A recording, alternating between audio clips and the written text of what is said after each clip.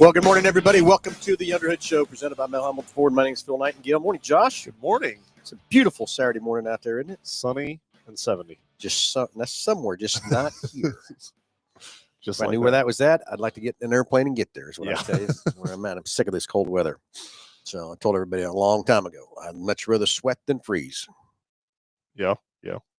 But anyway, hey, it's a call-in show, 316-462-3673. Want to hear from you, anything ailing your car, tires, brakes, batteries, but hey, anything in the automobile world, hey, anything in the racing world, I don't care. We can talk about anything and just get a great price package, about over $130 for each and every caller. So let's get the phones ringing, 316-462-3673. That number comes right into the front desk, and tell the girls you want to get patched in the podcast and get your question. We'll get you on the air. And Josh, next week, we're going to calculate up exactly how much this package is. Well, yeah. We haven't done it for so long. And make sure I'm saying over 130. I know it's over 130 bucks, but I want to know what the value is. Things have changed. We've been using that number, I don't know, for a couple of years, I think. So you talk about value, right? What's the value of a multi-point inspection? Can't put a number on it. So it's $1 million. I think this package is $1 million. Careful, someone's going to want you to write a check. Yeah. That's the next thing. Someone's going to want that check. Is going to want that check for that. Yeah. Yeah. So, but anyways, to each and every caller that calls in, we'll send you out a package, but it's going to consist of the works, which is an oil change and tire rotation. We use Motorcraft oil and filter products here at Hambelton Ford. While we're performing that, we're also going to complete a multi-point inspection on that vehicle, checking over the brakes, tires, steering, suspension, all the safety-related stuff, making sure that it's ready to go for that next 5,000 miles of driving. You'll also get yourself $10 to Mel's Diner so you can get yourself something to eat and drink while you're here with us here at the Big Corner. Complete nitrogen for your tires so you get all the great benefits that nitrogen has to offer. And then BG Products package, which consists of a can of MOA or motor oil additive for your engine oil, and then 44K for your fuel system. Again, just getting that vehicle geared up and ready to go for that next 5,000 miles of driving. All right, let's get the phones ringing, 316-462-3673. Anyway, Josh, it's been I can't believe we're up in the sales meeting. This is the last Saturday of January. But it's crazy. Yeah, we were just, like Christmas, end of the year type stuff, and boom. I know. January. But crazy. The good thing about that is I think we've got maybe February, but then after that, it's spring. I know. It's coming. I told myself today as I got up, and one more day closer to warm weather. And we've been extremely fortunate, I think. I mean, we went all through December. I mean, pretty much the whole month of December, to where it was I would consider mild temperatures. Go through January. I still want more of that though. Yeah. This cold weather sucks, man. I hate it. And never enough, right? Yeah. Never enough. Ask for all you can get. You didn't want to leave anything on the table. No, absolutely not. So anyway, so anything exciting happened in the shop this week, Josh, or anything? Yeah, it's definitely been a busy week for sure. In the shop back there. This cold weather, obviously, that we talk about seasonality in a service department. And I think years ago it was maybe more of a thing. Would you say that with maybe the way the cars were designed and things like that, like a cold snap maybe affected a car a lot more than it does today? Or I don't know, but maybe fuel performance or quality of fuel was maybe not, I don't know, maybe different. I don't know. I still remember back in the day when a cold snap hit, back when I was working with my dad. We spent all day towing cars in. Yeah. The next day we worked on them, get them fired up and everything else like that. And most of the time, granted, they had failures and everything else from that part, but most of the time they were flooded. We had to pull the plugs out, fire them back up. People got in the cold weather, pumped them too much or did whatever and flooded them out and all that kind of stuff. But, we spent the first day towing them all in. Next day we got them in the shop, two at a time, three at a time, whatever it was. And whether we had a bad battery or flooded out, had to pull the plugs out, put some new plugs in them or whatever. Man, I think driver's ed should be in a carbureted car, like a tempered car. Can you imagine? No, I mean, years ago you had to you had to drive the car, right? Like you had to understand kind of what was going on or how to, okay, if it does this, do that. I don't know. I just I think about kind of the way vehicles were back then, and Well, the old that's manual crazy. chokes, the Oh yeah, pump, the accelerator, the power steering that I maybe mean, worked half as good as they do today. died at a stoplight, and Oh, then you have to keep feathering, popping, backfire every now and then, and oh yeah, it was that was a trip back then. When you start thinking about some of the things we did to work on cars and what we did to fix them, and how they operated, and what they did, and people had toolboxes in their cars. Oh, my dad! Until the day my dad quit driving, he had one in there. He had a gallon of antifreeze in it, a quart of oil in there. He had jumper cables. He had a blanket. He had everything in there, just because he was so, I don't know. Can you imagine giving somebody one of those cars today and be like, "Oh, here, drive this"? Yeah. My sisters and brother all went to Washburn College, so it was a 2-hour trip or whatever to go to Topeka. I mean, that Saturday before we went up on that Sunday, we had that car in there on the lift, going over everything, checking it all over and all this stuff, make sure it's full of oil and full of gas, everything ready to go before we shoot. Today, we'll jump in the car, run 5,000 miles. I think about popping the hood, go from here to Florida, and not even worry about it. We got stuff out the quick shop. Got a drink and kept going. Yeah. So anyway, let's get to the chat line here a little bit. Jeff Danner, good morning, gents. First place, Ricky here. You know who that is, Ricky Bobby. Oh, okay. Gotcha. First place, Ricky. Yeah. He's claiming first place. I'll tell you that about more here in a minute. Second place, Cal. Oh. Should be joining also, but I think Cal's already in the listener watch, listening to or watching too. Okay. Anyway, so Ricky and Cal each got a new F-150 this week. So okay. It's a little challenge on which truck's better. First place and second place. Yeah. So I don't think there's first place and then there's the rest of the field. Yeah, there's no second place. It's the first loser. Isn't that right? It's still, first place, rest of the field, I think is how the answer goes. So got new pickups. Who missed the memo on the dress this morning? It was me. Yeah. Supposed to be blue. Yep. No, it don't really matter anymore. Yeah. You kind of blend in. I do. Yeah, I don't, as long as yeah. So yes, the Daniels got some new F-150s, and I think they realize how much badass these 24s have changed and where they're headed to and stuff. I think it's a game changer. It's just, to me, it's just every year they keep making those trucks better and better and better and better. And I don't know how they do it or whatever either, but it's just exciting to, Josh, we get to drive them every year. Yeah. New ones come out and we kind of get used to it till I got to go back in and jump into a 21 or 22 or whatever. And I go, God damn, what happened here? From that part. So, love taking care of the Daniels. It's a lot of fun, a lot of challenges, a lot of, I shouldn't say challenges. It's a lot of fun because of the harassing that goes on between the two. Yeah. And I get caught in the middle of it too. Camaraderie, if you will. Camaraderie. Yeah, that's what they call that, is camaraderie. Yeah. So I get caught in those text groups going and everything else. And, it was always a challenge of what was the better truck, the King Ranch or the Platinum. Well, Ford kind of took that a little bit away for him, didn't they? As far as the trim levels that are the options in there. So years ago, what I would say is, I don't even know is that you could really compare the two. It was just a matter of preference, right? Just with the King Ranch, the different interior style or design. Really, between them. That's right. And I don't know why, with as long as the King Ranch has been around, Platinum, King Ranch has been around longer than a Platinum. Mm-hmm. Yeah. And it always has been just an interior package of the difference of the trucks, but you can still, get one two-tone or get one. Platinum's never been a two-tone. But the King Ranch could be a two-tone or not. Well, in 24, they went to King Ranches are all two-tone. You cannot get a solid color chrome bumper King Ranch in 24 or 25.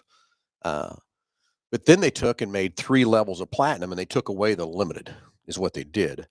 And then they took the Platinum and gave it the 3 levels. King Ranch has only got 2 levels. Mm-hmm. And they didn't take that suspension package, which is what I think is the hugest thing on this. It's called the 703 or the Platinum Plus, however you want to call it, on the Platinum, and put a whole different, like a Magnum ride suspension underneath it. And I'm telling you, it changes that truck drastically in how it drives, handles, and does everything in that part.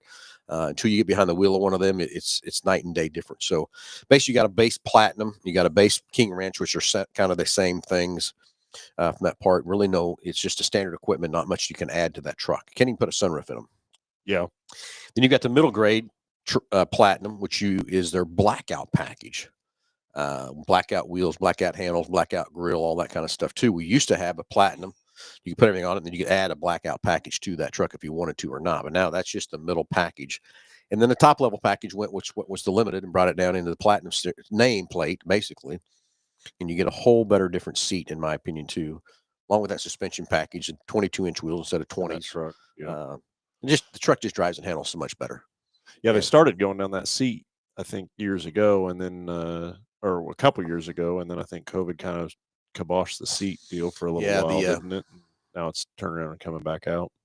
Well, no, the other thing that's gone away is the max recline seats. Yeah, that's kind of gone away. I think that wasn't a great option. I think what failed on that max recline seats is you can't have a max recline seat and driving down the highway.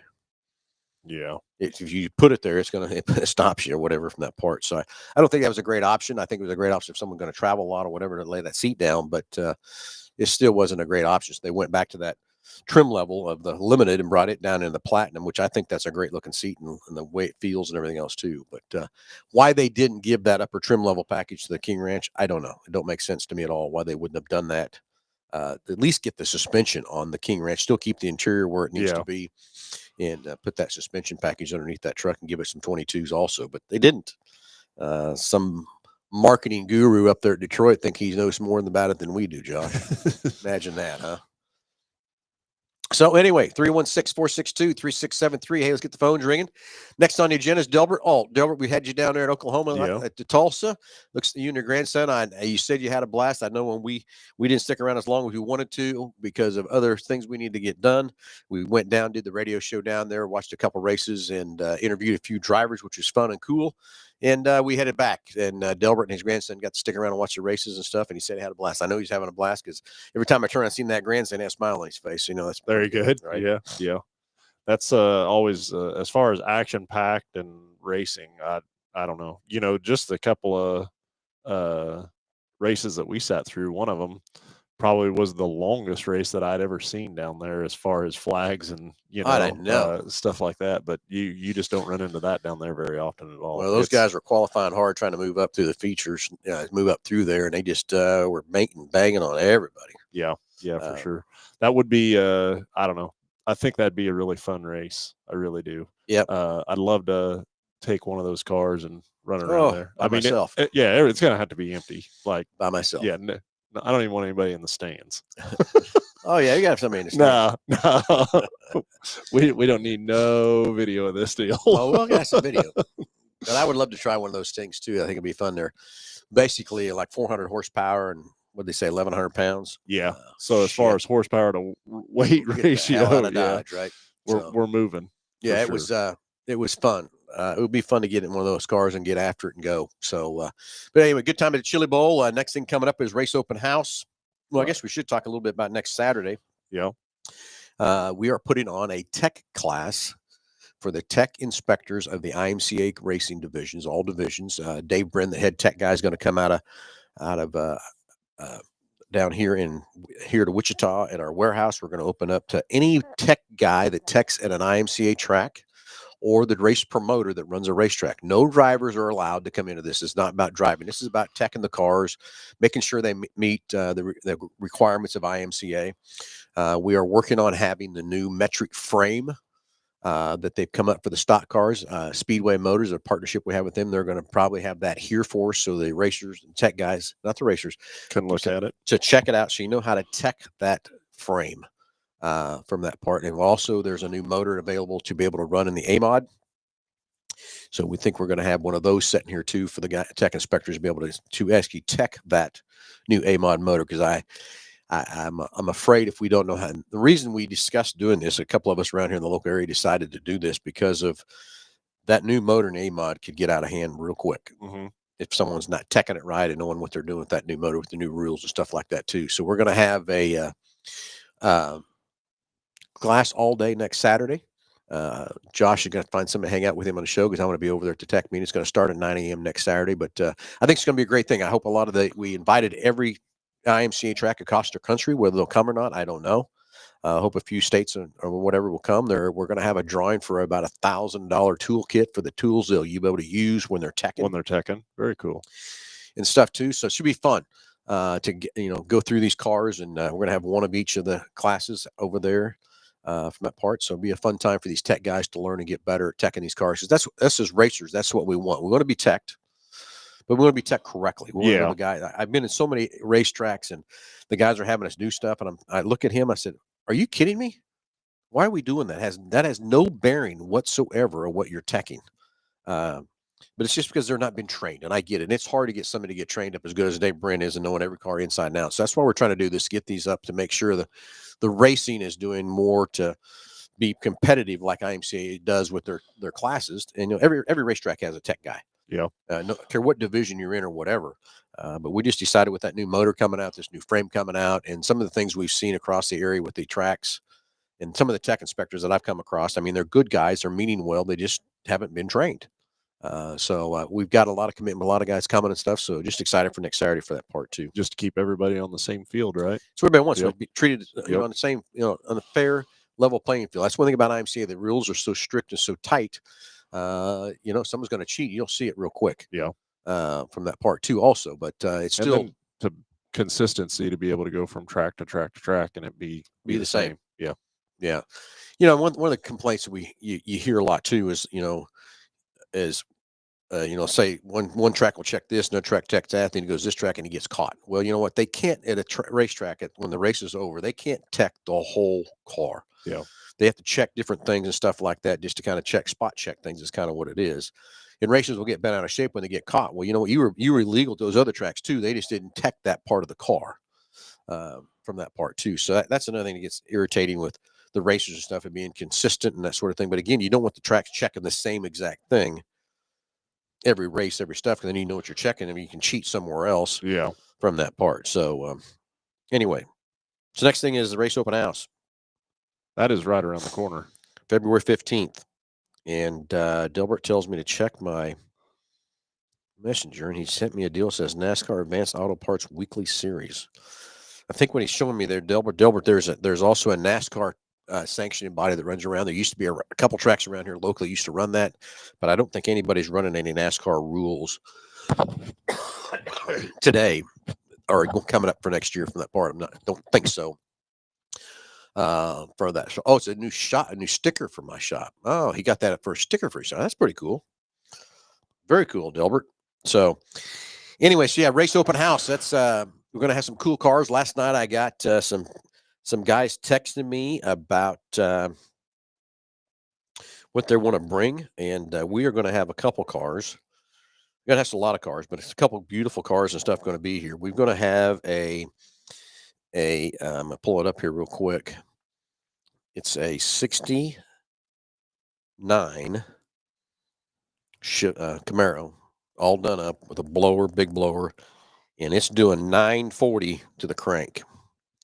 So I told him that we're going to fire up the late model and his car at not the same time, but sometime during the race open house, we'll fire the late model up and we'll fire his car up. And he says, "Let's go." So then he's bringing his 68 Camaro too. It's pretty cool. So we're going to have a lot of cars for people to look at. So this isn't just for racers. Yes, we will have great specials and stuff for that on February 14th to kick off race season. But this is for everybody. It's kind of a mini car show. Yeah. Jordan Whitehead will be cooking some tacos. Oh, very stuff cool. For us for lunch.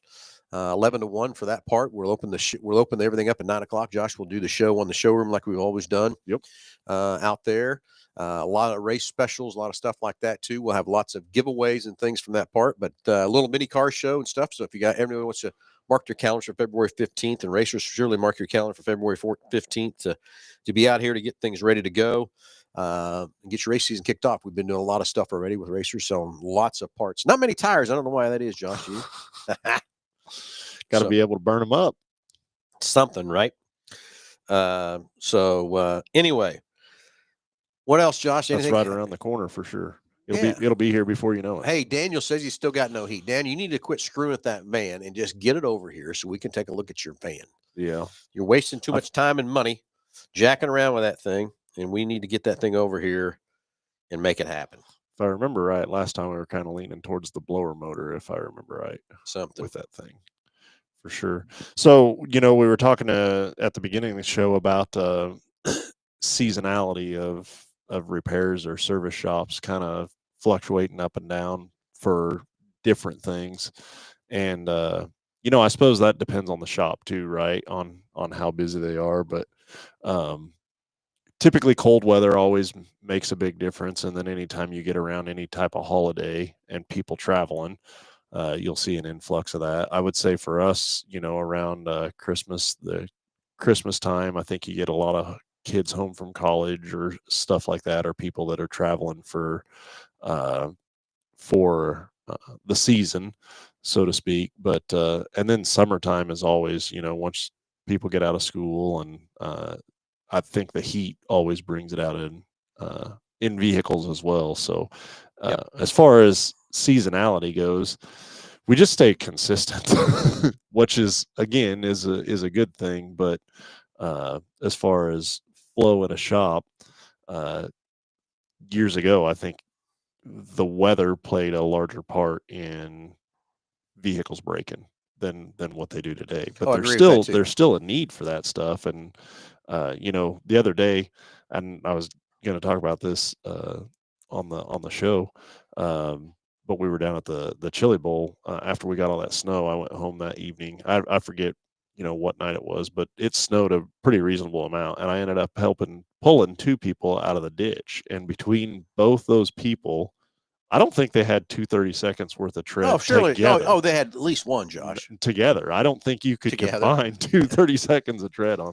And it was just mind blowing to me that you would be out in those. And I don't think either one of them even knew it either. Yeah, that's true. I mean, it's just that what's happened today, Josh, is like we talked about this before. About every 200 miles, we used to pull in a gas station, air up the tires, fill the gas tank, put a quart of oil in it, fill the radiator, do all that stuff, wash the windows. Today, we don't do that. And people just, but again, the cars do run better. They do run longer. They don't need that kind of care like that anymore. But it's nothing just. Well, and I guess out of sight, out of mind. I don't know. So, but I've had the conversation with them of, hey, and I don't think either person was like, it wasn't their intent. It wasn't a financial thing. It just. I'd like to look up in that corner of that left current windshield and see when last time it was serviced. Well, and then that's my other thing too, is okay, when you're going somewhere to have that serviced, like, are they telling you what's going on? That's the next thing is too. Are they getting a quality service job, not just an oil change? I still remember that day, Josh, we went to go fill our bottles up for our t-shirt gun, and it was right next door to one of those quick shop places, quick lube places. Yeah. There was like 4 or 5 cars sitting there waiting to come in. And by the time we went in and filled those bottles up and come out, they were all done, gone, and out of there. I mean, did they even get all the oil out of them? I just, and then I think as a consumer, like, you think, well, I just had my oil changed on it, and if there was something going on with it, they would have told me, right? It blows me a mind, blows my mind to think of somebody going to a place like that, and maybe the perception of what they think they get versus what they actually got, or that's true too. That's true too. And so I don't know. That's where that value of that multi-point inspection in my mind comes from. It goes back to, I'll go back to my dad's days again. I remember he used to tell people, you know what, just let me have your car 3 or 4 times a year, so I can look it up, put it in the air, do everything I can. Well, guess what? That was a multi-point inspection. Oh yeah. Okay. Yeah. But we never classified it that. So then we went into the world of, let's do a multi-point inspection and get you a printout report. Well, guess what customer went to saying then? You're just trying to sell me something. I don't need that stuff. You just need this, da-da-da-da. And we still get some of that today. But we also get people say, you're just trying to sell me. No, we're giving you an honest opinion of what your car needs. And remember, the owner's manual, what they have in there from the manufacturer, and I don't care what manufacturer that is the minimum you need to do to that car. Everybody's driving habits are different. Everybody's way they drive, they accelerate, they brake, all that kind of stuff changes drastically of all that stuff. Well, and at the end of that too, if you don't want to buy something, it's your choice. But don't buy it. I want to document it and tell you. Mm-hmm. From that part. But I think that's changed now. It's more people are asking for that multi-point today, because we can predict, if you watch your tires wear, we can predict when you're going to need them. We can watch your brakes. We can predict when you're going to need a set of brakes. Just getting a certified technician to look underneath the car to find a seep before it's going to be a leak, or a fuel leak before it's a fuel seep before it's a fuel leak. Looks like we got Delbert getting ready to get on here, right? We'll hear about Delbert's stuff there too. But now it's kind of turned that other way, to where people are really looking for that and wanting that report on their car. to know what it is.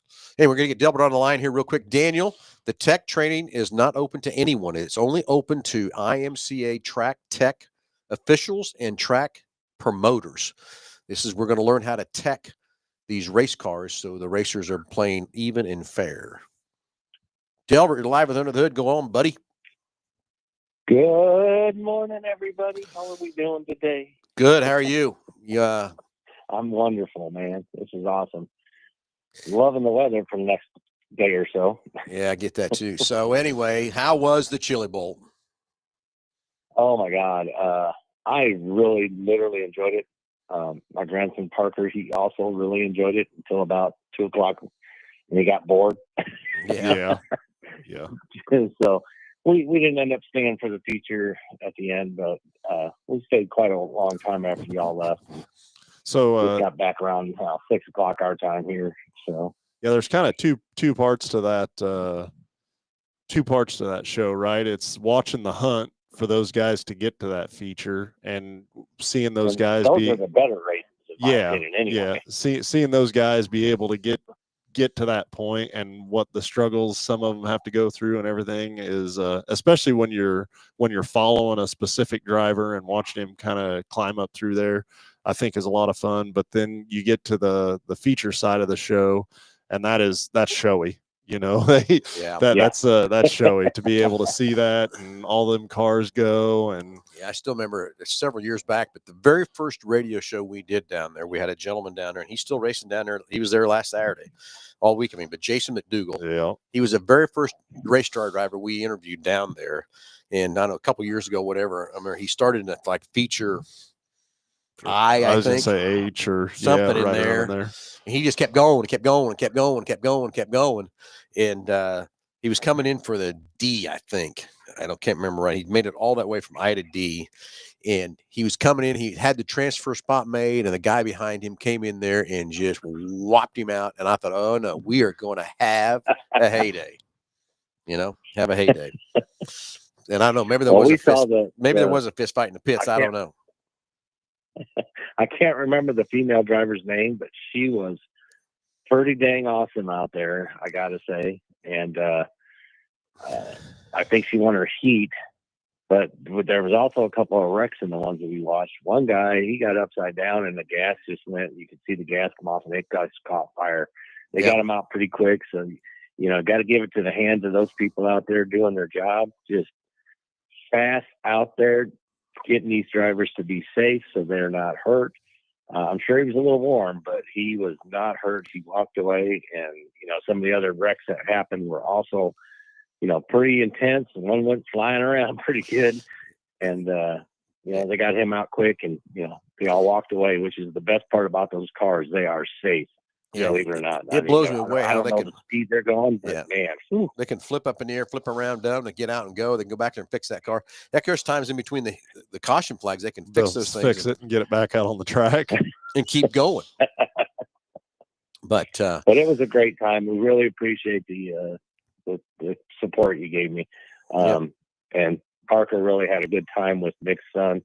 And they just got along great. So I'm sure they helped Nick out there that first hour we were down there when you guys were online. So So, but I enjoyed being out there and seeing Josh do his job. Oh my God, Josh, you are awesome.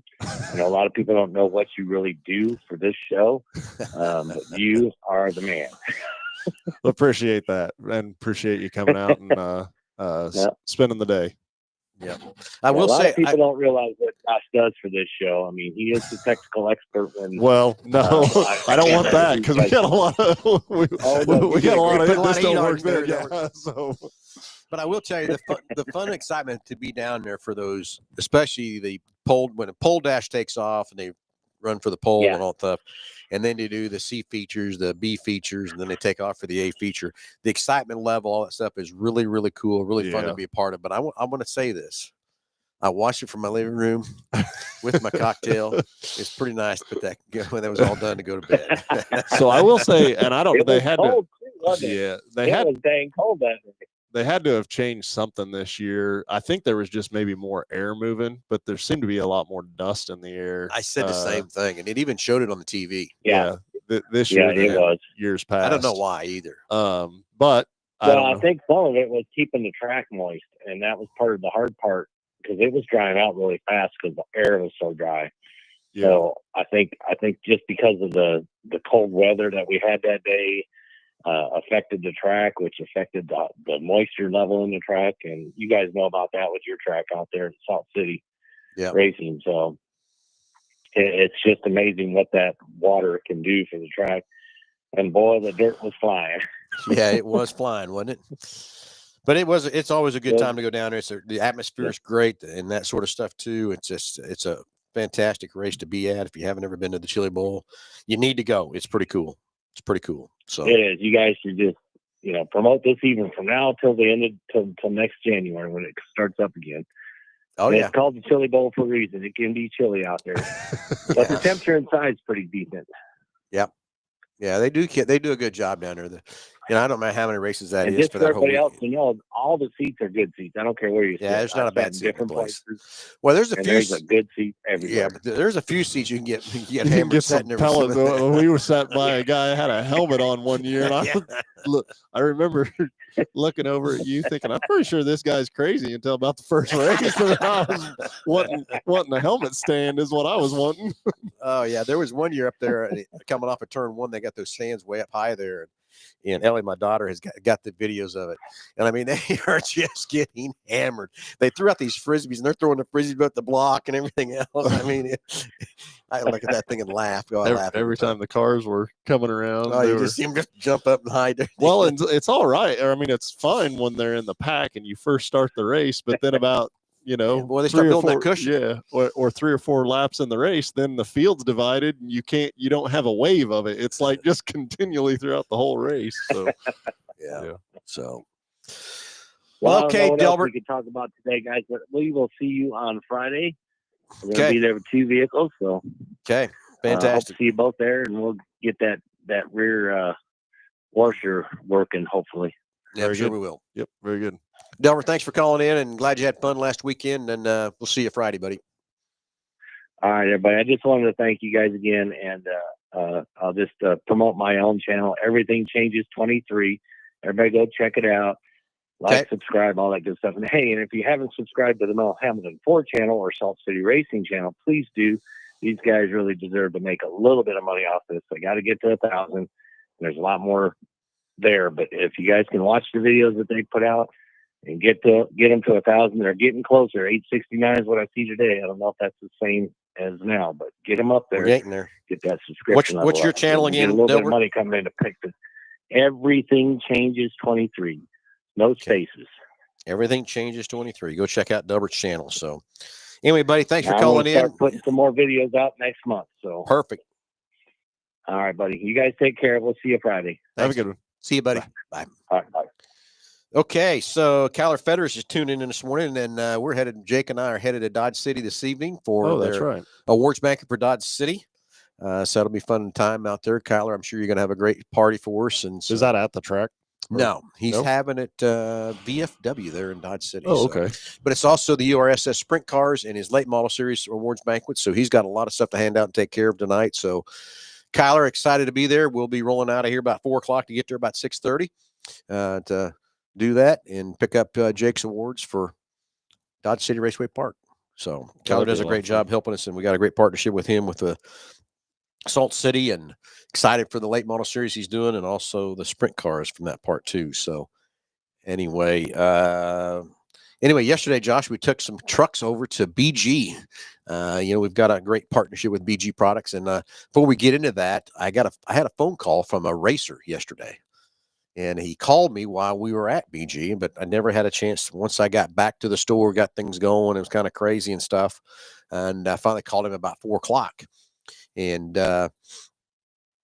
he said, "Hey," he says, "we just started." They have a repair shop in Manhattan. He said, "Hey, we just started selling the BG product services, and we were having a couple issues hooking some things up and needed some help, but we got it figured out. The BG guys told us to call you if you needed any help with anything." That's why I said we do a little bit of servicing with the BG products and stuff too.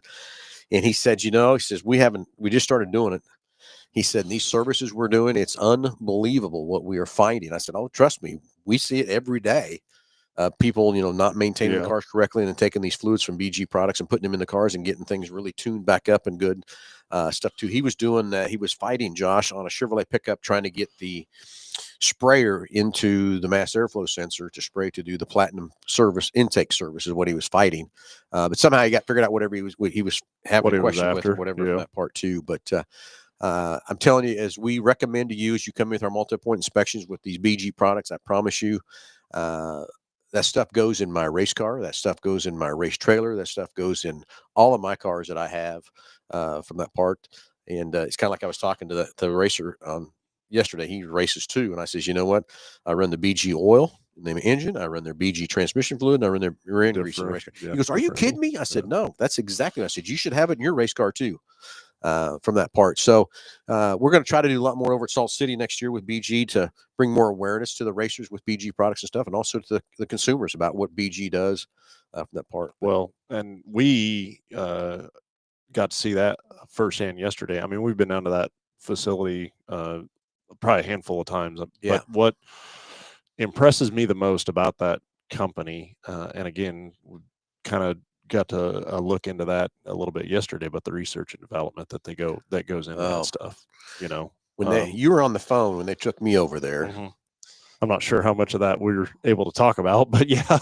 Well, I know what I can say is basically all you diesel guys out there that want to take these DEF filters off and think you're helping yourself from that part. I get it years ago when they just added the filters to the trucks, but today these trucks have been designed to have those filters in there and everything else. It's part of the operating systems, right? Yeah, it all works hand in hand. So you start taking that stuff off, then you go in and have to reprogram, and then you put more horsepower into that truck. All you're doing when you think you're going to make your engine run cleaner and you throw more fuel at it than what it can burn, you're just building more soot and more deposits inside your cylinder heads than you can imagine. I watched a deal on TikTok the other day of a diesel engine at 90,000 miles. They took apart the guy and just never maintained it, did anything else like that, just pulling the carbon out of the cylinders and all that kind of stuff. And he hopped it up. Scooping it out with a spoon. Scooping it out. That's what you don't understand. You guys are missing. Yeah, can those trucks run faster and harder? Sure, anybody can tune one up and make them run faster and harder, but you're just taking life out of those motors.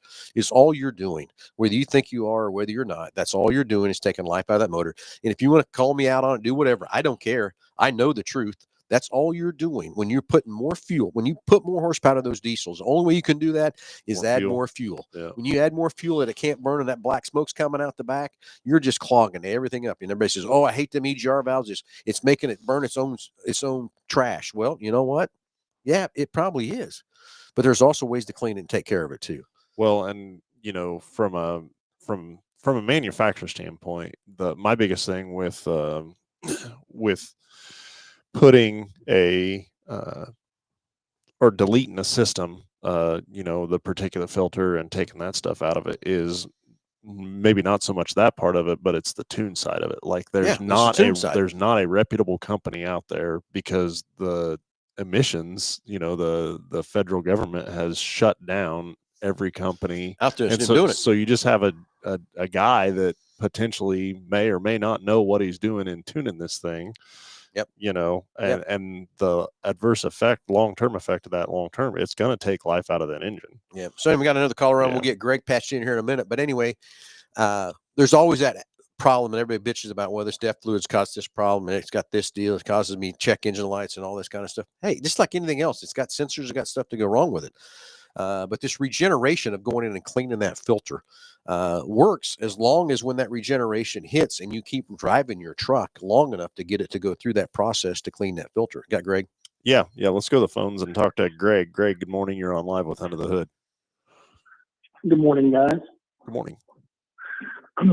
So the reason that I called, I can't remember if I've shared this before, but I'm actually a history teacher, and a couple weeks ago you guys were talking about the safety features, I think, and I really wanted to pick your brain. What do you think the best safety feature on cars today is?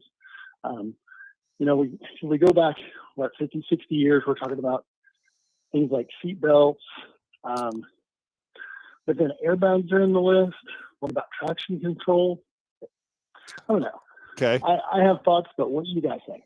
So I think I have my answer. So I can go first. but I think probably the number one advancement over the years, over the history of the automobile in safety features. So you have the up front that people see, right? So the airbags, ABS, traction control, things like that. That's old tech. Well, If you think about it. Yeah, Right. it is. It really is old tech. But one of the things that I think is an out of sight, out of mind thing that probably a lot of consumers don't even understand or know that's in that car is probably crumple zones within that vehicle. And so basically the frame, the body panels and stuff are designed as they take an impact that they absorb some of that inertia. And a normal consumer probably doesn't even know that's a thing to a car. And Right. then in addition to that, talking about that a little more, that's why when you wreck a car now, you look at it and like, well, I just hit the bumper on it or something like that. And then you get a body shop estimate and it's $5,000 to fix it. Right. You know, And then to fix it correctly. yeah, that's to put my it back next to thing is OEM standards. people are thinking, oh, I can patch that up for this. Well, okay, hold on. You just changed the structural integrity of that vehicle, and now it's not there to do what it needs to do the next time around that it's in an impact. So, I would say that's a huge one for me. I don't know. I want to go a little deeper on your situation there too, Josh, because when airbags first come out, basically the manufacturers just put a steering wheel airbag in cars, and a lot of people got hurt with those airbags, but they didn't realize that, you know what, you'd have got hurt a lot worse with that airbag. Yeah. But then where it really evolved is these crumple zones that you're talking about is every car would crumple at a different rate. So that airbag has to come out at a different rate. So now all these airbags are not what we, back in the first generation airbags, we just called them face bags because that's all they were. They just protected your face is all they did. Now we've got these side curtain, underneath blasters. You've got airbags everywhere in these cars. But now they've designed these cars so when they do crumple, at the rate that they crumple, the rate that airbag still comes out. And then I still get a lot of people say, well, I was in a wreck and my airbag didn't go off. Well, I get it. It doesn't, because you're in a wreck doesn't mean an airbag's going to go off. Yeah. That's not how it works.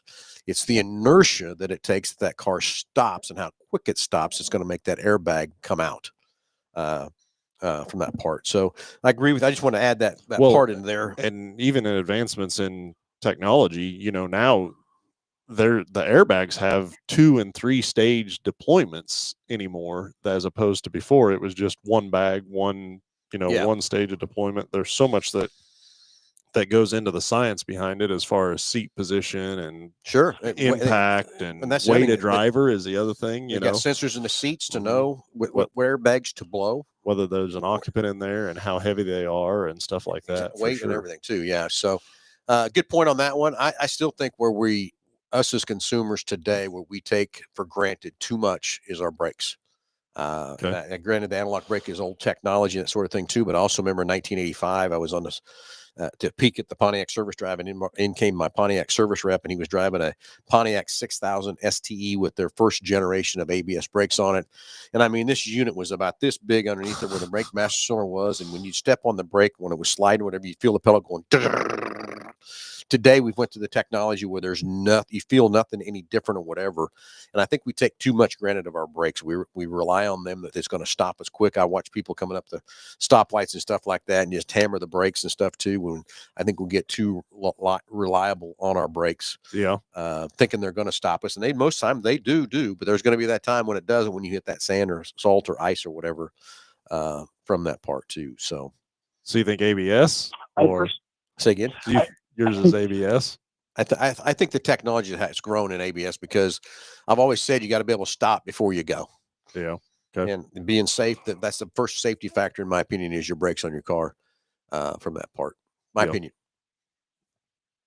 I like both of those answers. Honestly, but earlier on this show, you mentioned something about, we don't think about our cars. We don't, think about the maintenance. I agree. My first car was a 69 Plymouth Fury, and I was checking the oil every time I got gas. I mean, just in case. Yeah. Anyhow. But I think that's the same thing. The cars have become far more appliance than they have been,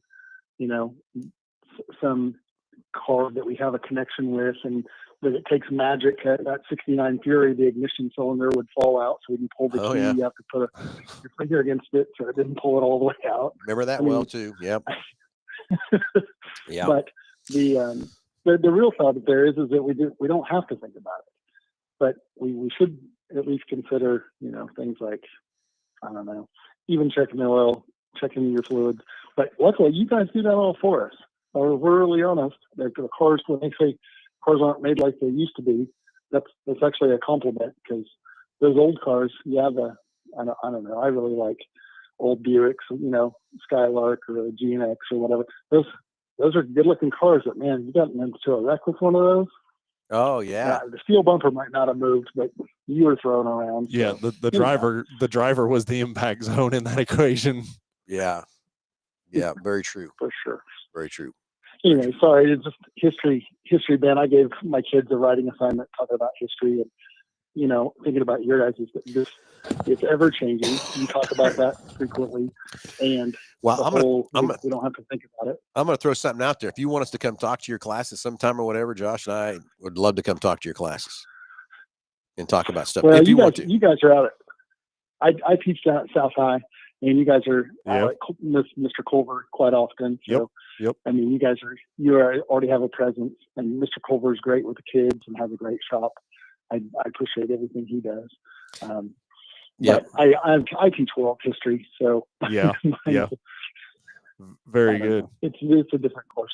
But we were talking about history in general. Anyway, I appreciate it, guys. Thank you so much for giving your opinion. I like both of those things. The crumple zones, people don't think about it, but that's because we have the accident, and although it's just our neck is sore.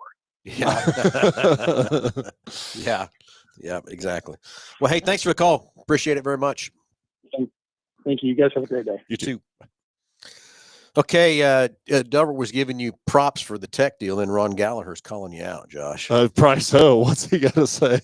He's calling you out big time because our date shows it's November 12th of 2024.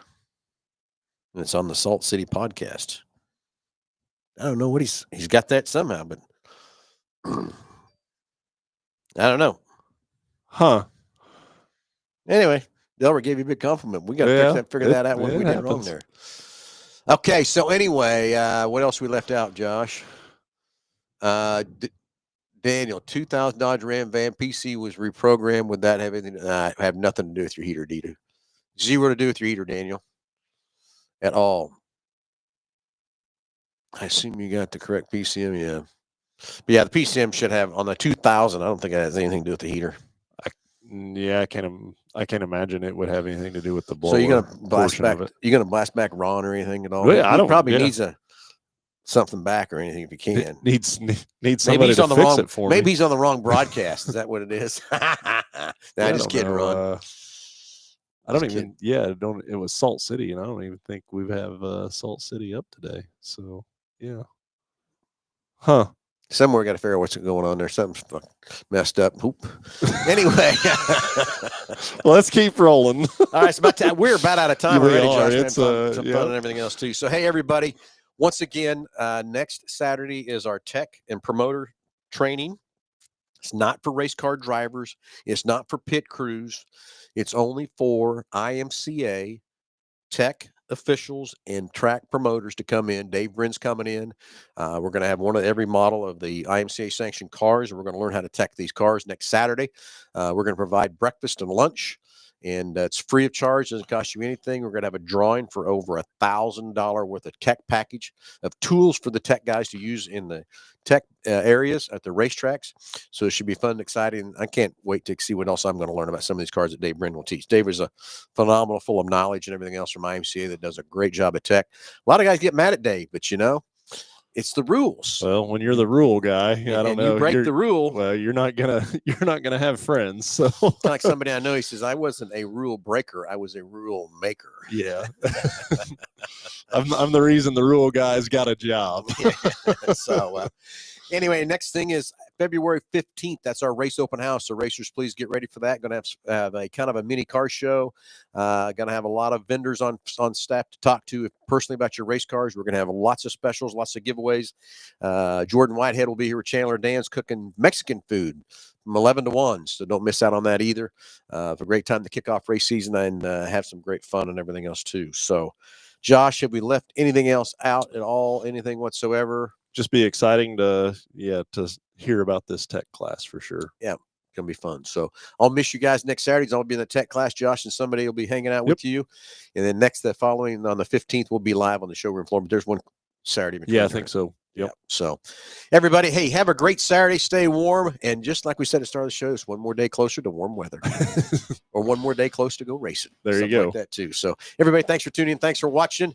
Hey, we'll talk to you. I won't. Josh will talk to you next Saturday at 9:00. Everybody, have a great weekend. Talk to you soon.